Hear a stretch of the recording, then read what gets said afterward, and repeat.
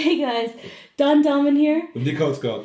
Here for the Mobile Geeks Mobility Podcast, and today we're going to be talking about the failure of Chariot. Failure of Ford. Failure of Ford. So if you don't know, Chariot is a micromobility ride-sharing service that started off in San Francisco. So they had vans, and it was kind of like Uber Pool Express. So you put your destination in where you want to get picked up, and it'll pick you up and drop you off along the way, along with everybody else.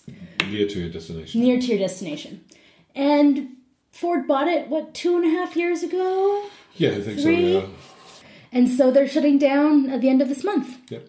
And it's because of low ridership. Yeah, you said numbers. The numbers are, I think in San Francisco, one van is averaging 9 passengers a day. This is way too less. It's nothing. For running the whole day, 9 people, you can't run a for 24 service. Hours service, it's nothing. Yeah, but it's the mistake is. First of all, I think Ford is a bit too quick to close it down. There were 2, yeah? Yeah, because, that's a mistake everybody's doing at the moment. New York did it, Seattle did it, San Francisco did it also. They put in a new... You have the system, you have the transport system, which is the whole thing of cars and public transport and everything.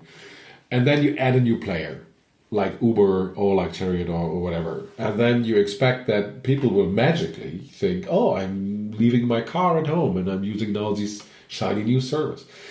What happened in New York and Seattle is that Uber, Lyft, and then all the other companies added more cars to the city because people tend not to use the public transport anymore, especially in New York, but there's public transport is shitty there. So anyway, and the same goes with these kind of ride-sharing stuff. So you can add it, but people say, hey, that's a nice service. I'm maybe going to use it from time to time.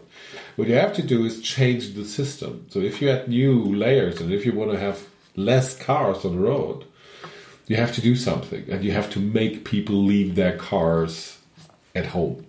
And that means make it more expensive or more inconvenient to use your car in the city.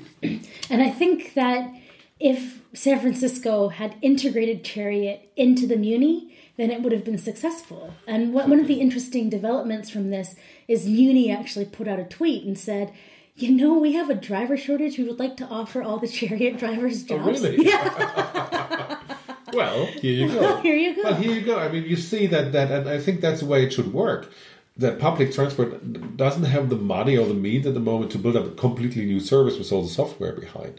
But they're happy to integrate it in their system and telling them you can use these kind of ride-sharing system to get from the last point where we are driving to your home.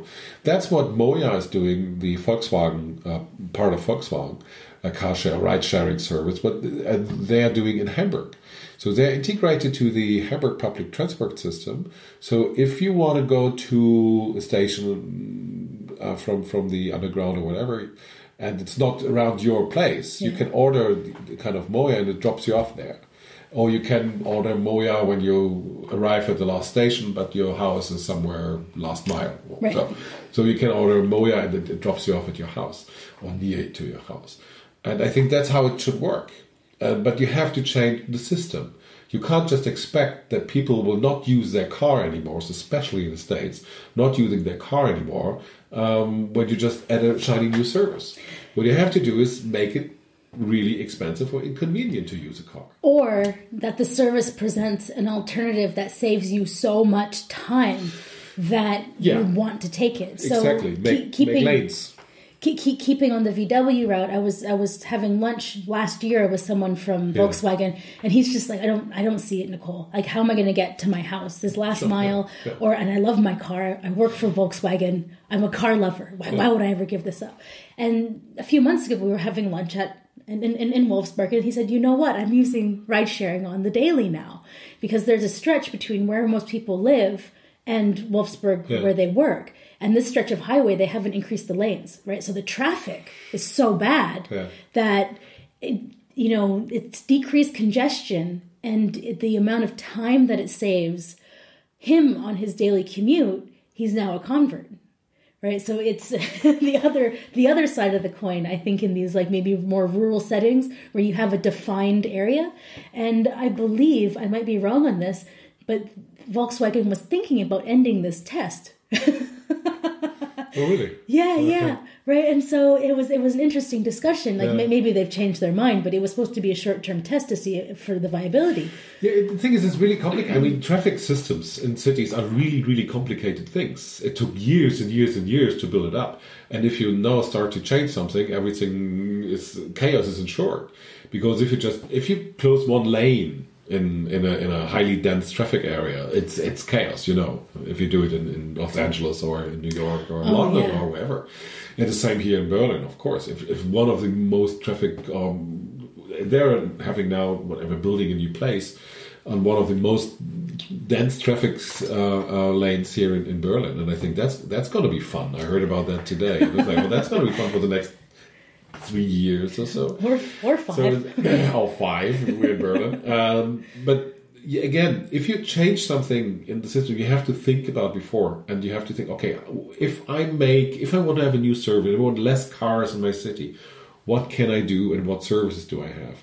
Berlin is also experimenting with these kind of ride sharing with Daimler, with Via vans. They call it Balkönig here in Berlin. It's a test.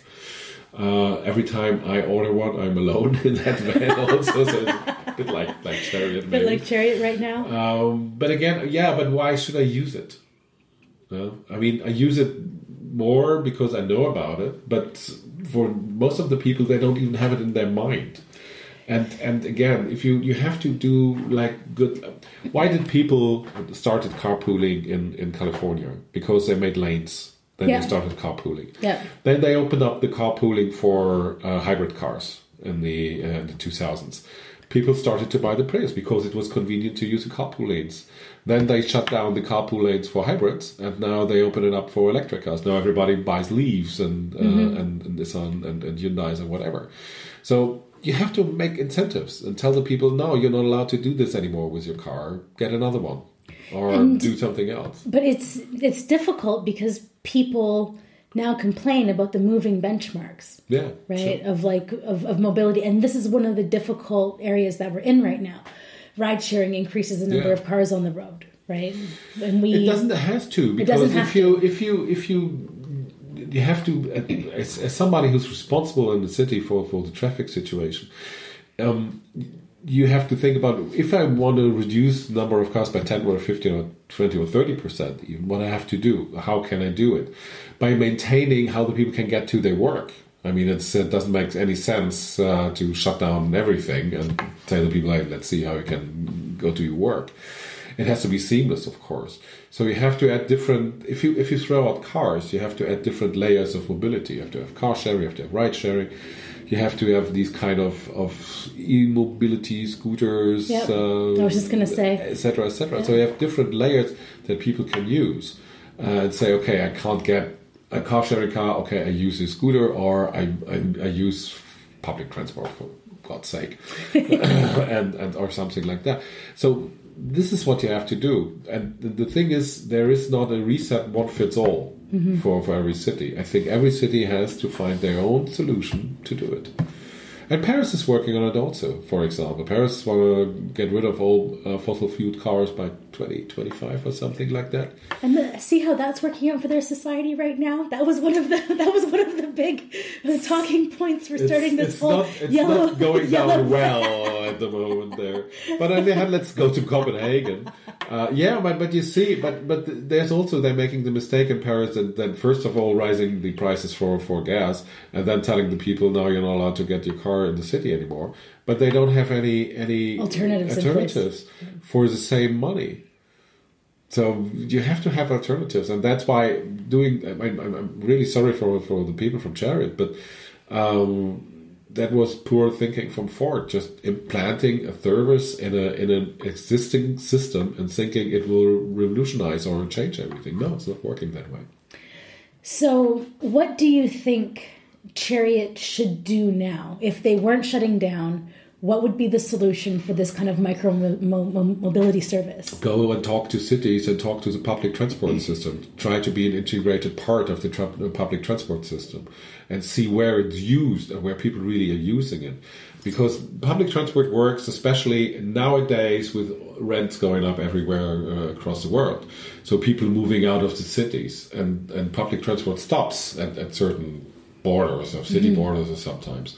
So you don't have no connection. But this is a point where you need, for example, ride sharing, where you could say, okay, the public transport system doesn't want to enlarge their whole system around the city, but you can use these kind of ride sharing. This would be genuinely interesting if with Muni's driver shortage right now. And honestly, I've taken the bus from Santa Clara. Yeah, I did. In LA. And it was no. In San Francisco. Okay. I took it from San Jose, and then I went up to Oakland because there's no it was just there's no where I had the meeting.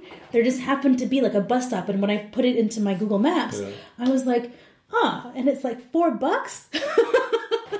Again, it's cheaper than an Uber. And I would go across this beautiful bridge, and what was most surprising to me were the signs saying I could make $85,000 a year driving a Muni bus, and they would pay for my tuition and extended learning programs, and I have a 401k. Okay, we have to we're off to San Francisco to join the Muni. And I was genuinely surprised. Well, you're making $18 an hour working at Chipotle in San Francisco right now, but still, the 401k, the learning programs. Yeah, I mean, again, they're investing. They're investing. That's what every city should do. Investing in public transport. Some started. Stopped doing it in the 70s, and now you have the result. Yeah. Berlin has a very good transportation system, public transportation system, so that works. And it's easier for Berlin to say, okay, we're shutting down for cars different areas. You have to use the public transport system or ride sharing, car sharing, whatever. But again, you have to add these kind of layers. And for Chariot, for Ford has to go to these cities and talk to the city people. Yeah.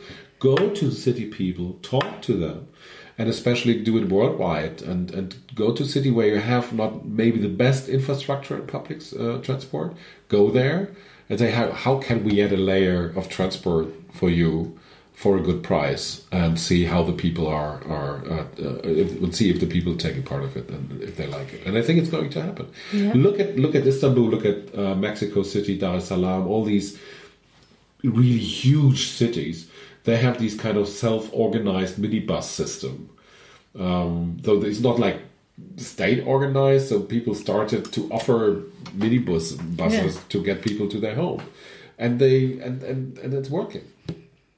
So maybe Chariot shouldn't be on its last legs right now. Maybe they should totally talk to Muni. Since since Muni's been cheeky enough to be like, hey, we'll hire all of your drivers. They've already started the conversation. Don't shut it down for it. Just give it another chance and talk to city mayors and people who are responsible for the traffic and public transport.